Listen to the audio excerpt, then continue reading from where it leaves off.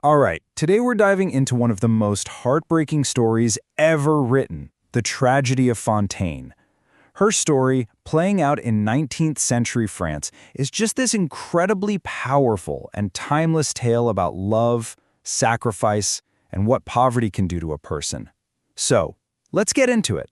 This quote, it just sets the scene perfectly, doesn't it? The world Fantine was born into was split right down the middle. For a lucky few, life was all about the warmth of lighted halls. But for so many others, like Fantine, it was just the open wind. Your fate wasn't just influenced by where you were born. For most people, it was pretty much sealed. So Fantine's story kicks off in Paris, like so many do, with a little bit of a hope and love. But this love, the very thing that was supposed to save her, well, it ends up being the thing that completely destroys her. And right here, this is the absolute heart of the tragedy. For Fantine, this young, beautiful woman, her lover, he was her everything, her whole world. But for him, a wealthy guy with a family waiting for him back home, she was just a summer of love. A quick affair. He had his fun, and then he just left, leaving Fantine pregnant, unmarried, and completely on her own. And the fallout from him leaving? It was just brutal. You have to understand, in 19th century France, if you were a mother but you weren't married, you were a total outcast. You were seen as less than nothing. People would turn their backs on you, doors would slam in your face. Finding a job? Forget it. There was no safety net, just this cold, hard judgment from society. So she's backed into a corner, right? Fantine has to make an impossible choice. And this choice, it's driven by one thing and one thing only, this fierce, protective love she has for her little girl, Cosette. She finds this couple, the Thénardiers, who run an inn near Paris. They agree to look after Cosette for a monthly payment. And Fantine, thinking she's doing the best thing, that she's securing her daughter's future, she holds her child for what turns out to be the last time. She then heads off to find work, just clinging to this desperate hope that this sacrifice, that it'll all be worth it. The starting price?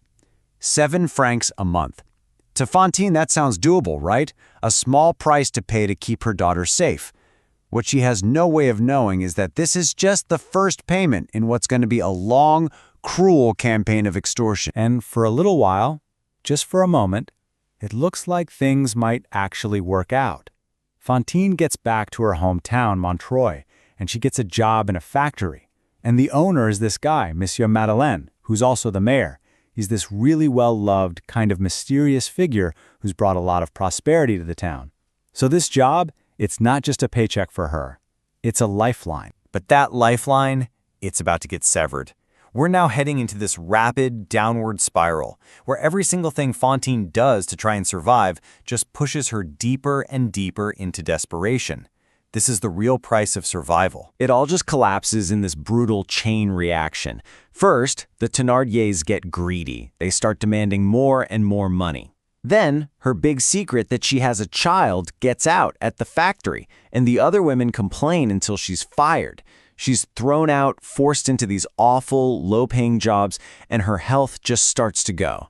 That little dry cough she develops, that's the first sign her body is starting to give out. And then another letter shows up. Another cruel, urgent demand.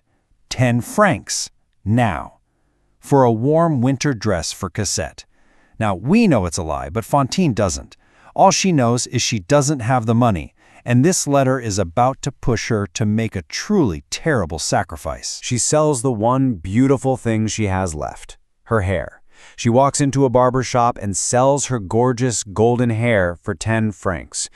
After she sends the money, she tries to comfort herself with this just heartbreaking thought. My daughter's not cold now. She's wearing my hair. She's literally taking herself apart piece by piece to keep her child alive. But that sacrifice, it buys her basically no time at all. Another letter comes. This time, they demand 100 francs, an impossible amount of money. The Thénardiers threaten to just throw Cosette out on the street. And this is what pushes Fantine past the brink of honest work and right into the shadows. So, to earn that money, Fantine is forced into prostitution. One night, this guy is tormenting her on the street, shoves snow down her dress as some kind of cruel joke, and she just snaps. Humiliated, freezing, pushed way past her limit, she turns and hits him. And at that exact second, the law shows up. Not to help her, of course, but to condemn her. And this brings us to the final, tragic act of Fantine's life. Her fate is about to be decided by these two opposing forces, the unbending iron of the law and the fragile, tiny possibility of human mercy. And these are the two men who are going to seal her fate. On one side, you've got Inspector Javert, the town's new police chief. For him, the law is everything, black and white. And someone like Fantine, she's just a criminal who needs to be punished. End of story. On the other side, Monsieur Madeleine, the kind factory owner she used to work for. Two totally different worldviews are about to crash into each other, with Fantine's life hanging right in the middle. Javert doesn't even hesitate. He sentences her to 6 months in prison. And for Fantine, that's a death sentence. It means she'll never see Cosette again. She's begging, she's pleading, and right at that moment, Monsieur Madeleine shows up.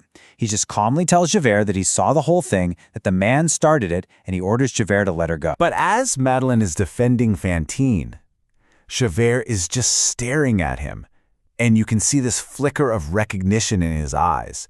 And he asks this really sharp question, mentioning a brutal prison he used to work at. Madeleine says no, but the seed of doubt has been planted. Javert now suspects that the town's beloved mayor is hiding a very big secret. Madeleine takes Fantine, who's now incredibly sick, to the infirmary and promises he will go get Cosette for her. But Javert's suspicion, it's led him to a shocking truth. He comes back and arrests Monsieur Madeleine, revealing his real identity. He's an ex-convict named Jean Valjean. As they're taking him away, Valjean begs for 3 days. Just 3 days to keep his promise to Fantine. The chart here shows you Javert's answer. Valjean asks for 3 days of mercy. Javert gives him 0. But Javert isn't done. He walks right over to Fantine's sickbed and delivers the final brutal blow. He tells her the man she trusted, her savior, Monsieur Madeleine, he's a lie. Her only hope is a wanted criminal. And the shock is just, it's too much for her weak heart. She just gives this silent stare and falls back, dead. But the story doesn't stop there. Even though he's been arrested, Jean Valjean is driven by that promise he made to Fantine. That same night, he uses this incredible strength to just break out of his cell and escape. The only things that are missing from his house are 2 beautiful silver candlesticks, a memento from the moment his own life was changed by a single act of mercy. And just like that, Fantine's tragedy is over. But it gives birth to this sacred promise. Her dying wish is now the one and only mission for an escaped convict, Jean Valjean. With the law chasing him down and a child he needs to save, the story leaves us with this one burning question.